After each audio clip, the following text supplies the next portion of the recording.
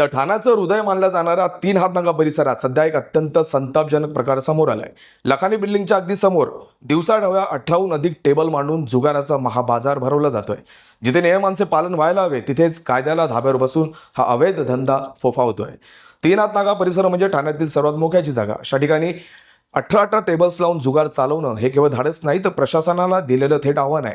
हा केवळ आकड्यांचा खेळ नाही तर हा अनेक घरांना लागलेला शाप आहे। या अड्ड्यांवर कष्टाचे पैसे गमावून जेव्हा एखादा माणूस बाहेर पडतो तेव्हा त्याचं उद्ध्वस्त झालेलं कुटुंब त्याच्या वाटेकडे डोळे लावून बसलेलं असतं। 18 टेबलचा हा अवाढव्य पसारा म्हणजे अनेक हसत्या खेळत्या संसारांना उद्ध्वस्त करणारे एक भयानक भट्टी ठरते आहे।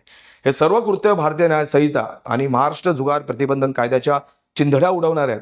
सार्वजनिक ठिकाणी अशा प्रकारे संघटित जुगार चालवणे हा BNSच्या कलम 189 पब्लिक न्यूएसन्सनुसार गंभीर दखलपात्र गुन्हा आहे। 18 टेबलचा अर्थ असा आहे की हा केवळ योगायोग नाही तर एक संघटित रॅकेट आहे। कायद्याचा धाक जर उरला नसेल तरच अशा प्रकारे मुख्य रस्त्याच्या समोर हे धाडस होऊ शकतं। मुळात हा पसारा कोणाच्या हिमतीवर सुरू आहे? एका सामान्य माणसाने छोटं जरी उल्लंघन केलं तरी कारवाईचा बडगा उगारला जातो। मग 18 टेबलचा हा उघड जुगार कोणाला दिसत नाहीये का? जुगाराच्या या वेख्यात जेव्हा तरुणाई बर्बाद होते आणि घरं उद्ध्वस्त होतात तेव्हा त्याची जबाबदारी ही व्यवस्था घेणार आहे का? हे वेळीच थांबलं नाही तर 3 हात नाक्याची ओळख गुन्हेगारीचा अड्डा म्हणून व्हायला वेळ लागणार नाही।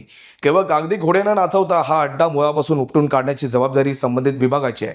संसारांची राखरांगोळी होण्याआधी कायदा आपल्या हात दाखवणार का हे पाहणे आता महत्त्वाचं ठरणार आहे।